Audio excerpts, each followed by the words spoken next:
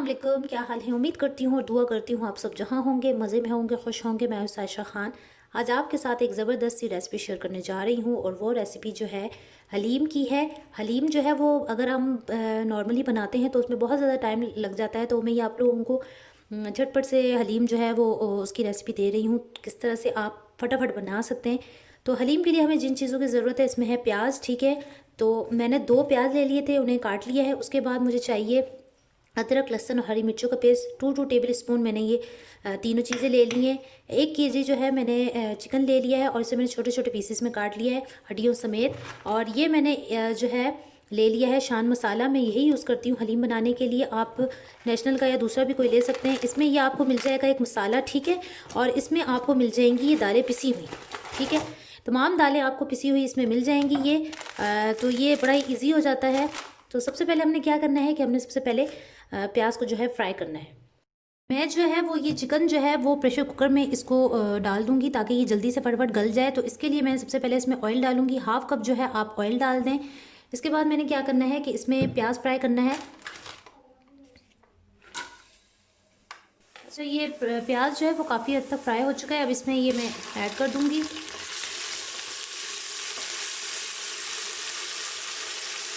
ठीक हो गया। और इसी के अंदर मैं चिकन ऐड कर दूंगी।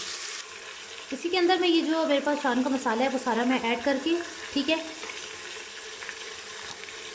इसे मिक्स करके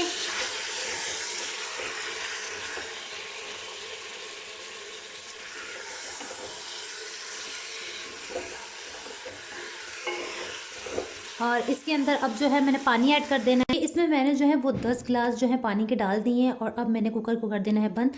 और 20 मिनट बाद जो है वो मैंने देखना है कि हमारा जो सारा गोश्त है वो गल चुका है या नहीं। उसके बाद जो है वो हड्डियाँ मैंने अलग कर देनी है और जो शोरबा और चिकन है वो मैंने अलग कर दी। एक अलग से जो है वो बड़ा सा पतीला ले लिया है। इसमें मैंने पानी जो है वो 12 गिलास पानी डाल दी है। और अब मैंने क्या करना है, ये जो दालें थी इसके अंदर मैं चढ़ा दूँगी। साथ साथ प्रेशर कुकर में हमारा जो है वो गोश्त तैयार होगा और इसमें साइड पे जो है वो ये दालें जो है अच्छे से गल जाएंगी। तो 12 गिलास मैंने पानी डाल दिए हैं और ये मैं जो दालें हैं ये इसमें ऐड कर दूँगी।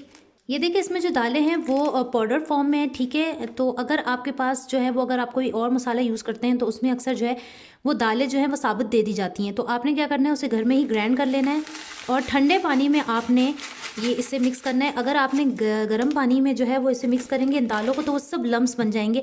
तो आपने 12 गिलास जो है वो नॉर्मल पानी के ले लेने और इसमें ये डाल देना और अच्छे से मिक्स करके आपने इसे अच्छे से बॉयल कर देना है, ठीक है। तो 10 से 12 मिनट में फुल आँच पर इसे जो है वो चढ़ा दूँगी। ये देखें ठंडे पानी में मैंने इसे सब अच्छे से मिक्स कर दिया है। अभी मैंने चूल्हा जो है वो ऑन नहीं किया। जब मुझे लगेगा कि ये बिल्कुल अच्छे तरीके से मिक्स हो गई है तो मैं इसमें जो है वो चूल्हा जो है वो ऑन कर लूँगी। जब हम पकाएंगे तो हमने क्या करना है, चम्मच हिलाते रहना है। क्योंकि अगर आपने इसे ऐसे ही रख दिया और आपने इसमें चम्मच नहीं हिलाया तो वो जो सारी दालें हैं वो क्या हो जाएंगी, चिपकना शुरू हो जाएंगी नीचे। तो आपने इसे साथ साथ हिलाते भी जाना है और कम से कम आपने जो इसमें 15 से 16, 17 इतने मिनट आपने देने हैं। और आपने उसके बाद देखना है कि ठीक है सारी जो दालें हैं वो गल चुकी हैं। तो उसके बाद आपने बंद कर देना चूल्हा। अगर आपको लगता है कि अभी नहीं गली तो आप मज़ीद टाइम दे सकते हैं। 15 से 16 मिनट में ही जो है वो ये गोश्त सारा गल गया है। अब मैंने क्या करना है कि इसमें जितनी भी हड्डियाँ हैं वो सब मैं अलग कर दूंगी और शोरबा जो चिकन होगा वो सेपरेट हो जाएगा। सब मैंने हड्डियाँ जो है इसमें से सेपरेट कर दी हैं। अब ये हमारे पास सिर्फ गोश्त और शोरबा बच गया है, ठीक है।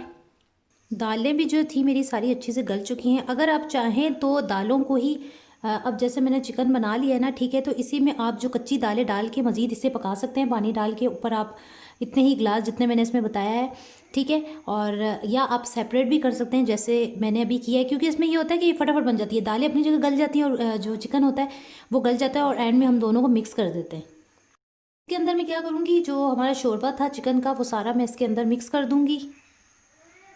ये इसमें मैंने ऐड कर दिया है। अच्छा, मैंने देखें इसमें नमक ऐड नहीं किया था। मैंने इसलिए ऐड नहीं किया था क्योंकि जो मसाला होता है उसमें ऑलरेडी नमक होता है तो वो बहुत ज़्यादा हो जाता है। इसलिए मैं अब जो है वो इसे टेस्ट करूँगी और अगर मुझे लगेगा कि मुझे इसमें नमक जो है वो कम है, डालना चाहिए, तो तब जो है मैं ऐड कर दूँगी। आपने भी इसी तरह करना है, वरना अगर आपने पहले ही नमक ऐड कर दिया तो वो बहुत ज़्यादा हो जाएगा। इसमें नमक भी ऐड कर रही हूँ। अब यहाँ पे हमने इसे इतना ज़्यादा पकाना है, ठीक है, और साथ साथ इसे गोटा भी लगाते जाना है क्योंकि यहाँ से जो है वो हमारी हलीम जो है वो सही तरीके से बनना शुरू होगी। तो अब हमने इसे पकाना है और ये इतनी ज़्यादा थिक हो जाएगी, ठीक है, और इसकी جو ہے خوشبو بھی بڑی پیاری ہو جائے گی، تو پھر آپ کی حلیم جو ہے وہ تیار ہو جائے گی۔ دیکھ سکتے ہیں کہ حلیم جو ہے وہ کتنی زیادہ گاڑھی ہو چکی ہے۔ اب میں نے کیا کرنا ہے کہ اس کے اوپر فرائی پیاز جو ہے میرے پاس وہ میں اس کے اوپر ڈال دوں گی۔ فرائی پیاز جو ہے وہ میں نے اس میں ڈال دیا ہے۔ اب میں نے مزید اسے کیا کرنا ہے کہ دم پہ لگا دینا ہے کچھ 5 سے 6 منٹ کے لیے۔ جو ہے وہ تیار ہو چکی ہے، حلیم ہو چکی ہے تیار، یہ آپ دیکھ سکتے ہیں کتنے مزے کی اور جھٹپٹ سے بن جاتی ہے۔ یقیناً آپ کو میری ریسیپی پسند آئی ہوگی، بہت زیادہ ٹائم بھی نہیں لگے گا اس میں، آپ فٹافٹ اسے بنا سکتے ہیں اور ذائقے میں بھی بہت مزے کی ہوتی ہے۔ تو آپ نے کیا کرنا ہے کہ میری ریسیپی کو فالو کرنا ہے اور مجھے کمنٹس میں بتانا ہے، چینل کو سبسکرائب کرنا ہے، بیل آئیکن کو پریس کرنا، لائک اور شیئر کرنا ہے میری ویڈیو کو اگر آپ کو میری ویڈیو پسند آئی ہے۔ دعاؤں میں یاد رکھنا ہے، نیکسٹ ویڈیو کا ویٹ کرنا ہے۔ جب تک کے لیے اللہ حافظ۔